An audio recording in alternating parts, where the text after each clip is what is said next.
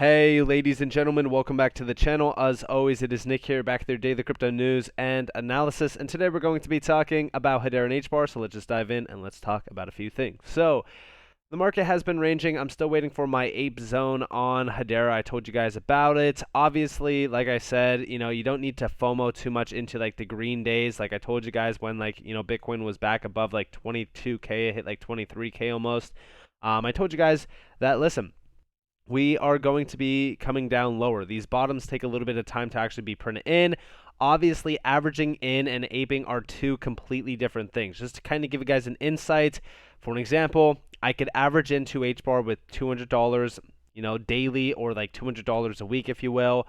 And aping could be like, if I wanted to purchase like $1,000 of it, today, and then another $1,000 of it on Friday, for an example. Or like, you guys know what I mean. Like, I thought today was like Monday. I'm losing my mind in terms of the days of the week, but like, you guys basically get what I'm saying. Like, right now I'm waiting for roughly around like the 4 to 5 cent zone on Hedera. Obviously, yes, I did buy on this low because we basically hit about 6 cents flat. So I was like, why not just kind of buy a little bit here.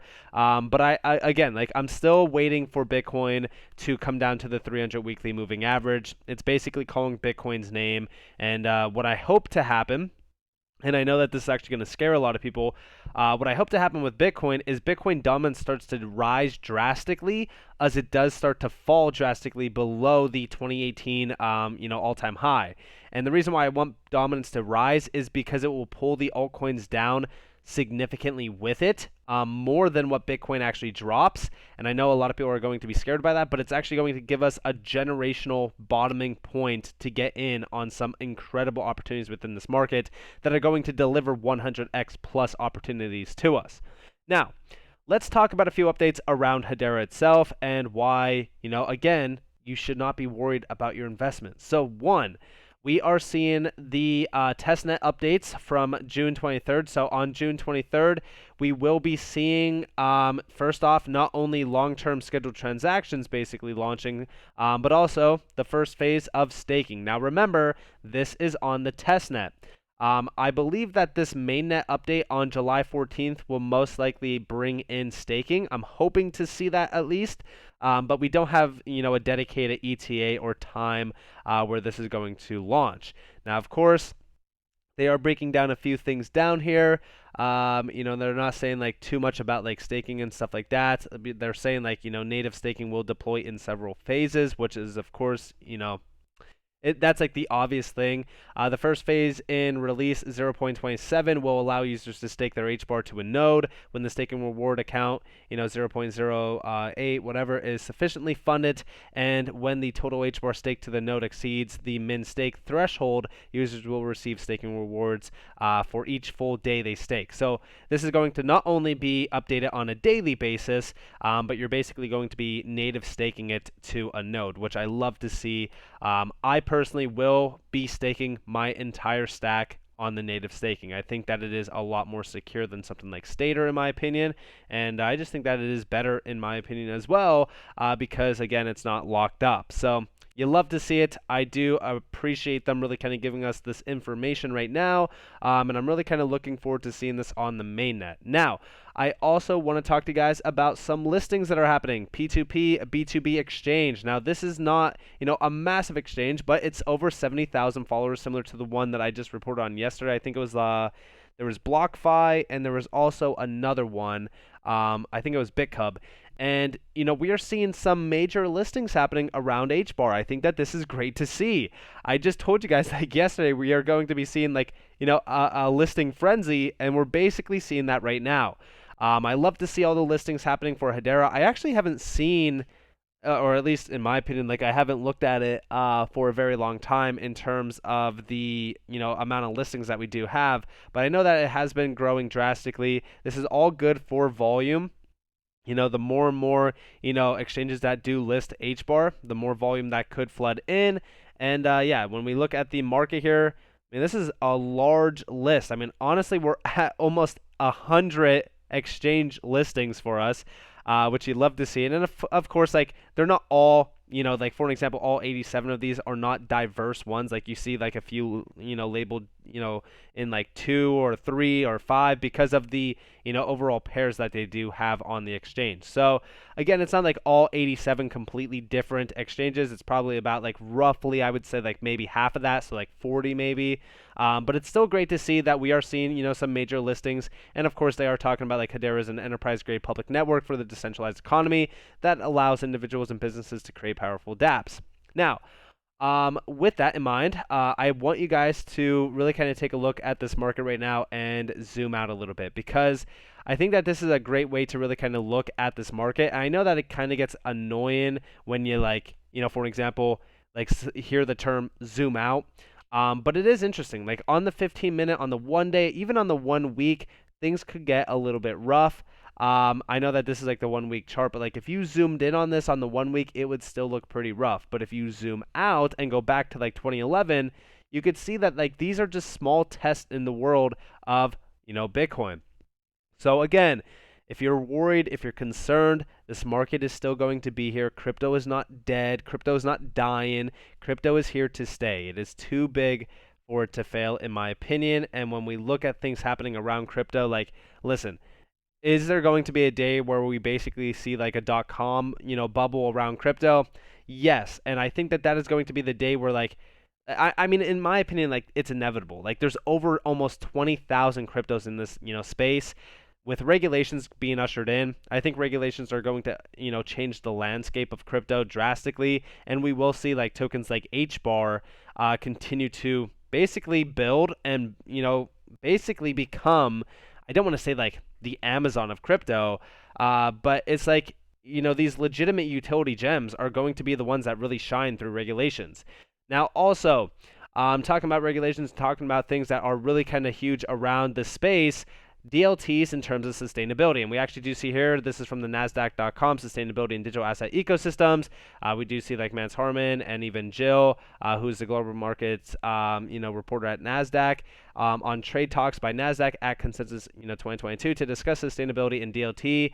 Now, we also did see a quoted tweet from the Hbar Foundation saying the sustainability and refi economy is being built on Hedera through the SIF. Hedera is building use cases with, Fortune 500 companies like ServiceNow, Avery Dennison, and EDF Official, enabling enterprises to meet ESG demand. Now remember that we recently just launched, going back to March, Hedera's Hbar Foundation launches a $100 million sustainable impact fund. So when we talk about things happening around this market, I say like Hedera is probably going to be the chosen one within sustainability factors. And I think that there's just so much more to really kind of, I would say, focus on from Hedera's standpoint around this market itself. And sustainability is a huge selling point, especially for a large amount of enterprises. And there's a huge amount of use cases that could be built around this sector itself. Now, talking about sustainability, I've always said that they're basically the king of it. We do see here UCL research finds Hedera is the greenest proof of stake network.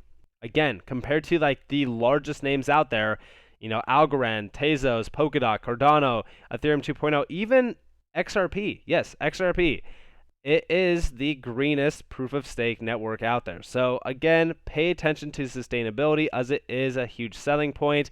It has also been a huge problem within crypto and crypto adoption, similar to even scalability. And this is also coming from a crypto that is, more energy sustainable than even the Visa network. This is insane. This should also tell you exactly where Hedera is within the standards on their tech stack. I love to see this. I think that this is also very great. So, again, pay attention to the factors and also the key things to really kind of pay attention to within this market, which is sustainability, scalability, cost of transactions. All of those Hedera is hitting perfectly. And again, this is why I do believe like Hedera has a solid future ahead. And also, talking about sustainability, I've always said like pay attention to some of the use cases that they do have on Hedera, like power transition. Like this is powering basically the future of energy. I talked to you guys about them a while back, actually, as I was like really kind of talking to you guys about like sustainability and basically like the future of power and things. I think that this is also a use case that kind of gets overlooked from, the perspective of like, all right, yeah, it's not like a major use case, like it's not going to do anything, that big. They're actually, focused on some big things, and I've talked to you guys about this article before, so I'm not going to, address it too much. But I will say this, like Power Transition believes they have the ability to take it to the next era. They're driving to create a peer-to-peer energy trading and microgrid management platform. And yes, we do, see this actually happening right now with Power Transition. It is pretty significant. I'm actually going to open it over here 1 second. So here we have it. Creating a peer-to-peer energy marketplace, Power Transition, and Hedera Hashgraph. Now, this goes back to 2019. I'd love to see an update from the Hedera team on this because I think that this is actually going to be pretty interesting. I don't know if you guys just recently seen, but there was a problem with like I think it was like the lithium that they were mining for electric vehicles or something like that. It was something interesting, but I seen it slightly, and all I thought about was like kind of going back to 2019 with this article. But we do see here. In the past decade, we've seen solar, electric vehicles, and in-home batteries all take off. Combined, these enable consumers to generate, own, and use their own electricity. This transitionary period offers quite a few parallels with blockchain and distributed ledgers. Power Transition helps take this promise of true ownership of electricity one step further by creating a marketplace for users to fairly exchange electricity, and it's now live on Hedera. Now, I'm sure that all of you are feeling the, aftershock of inflation with even, again, electricity. I know that like my electricity bill went up like over 40% in just like the last like I would say like 2 months alone.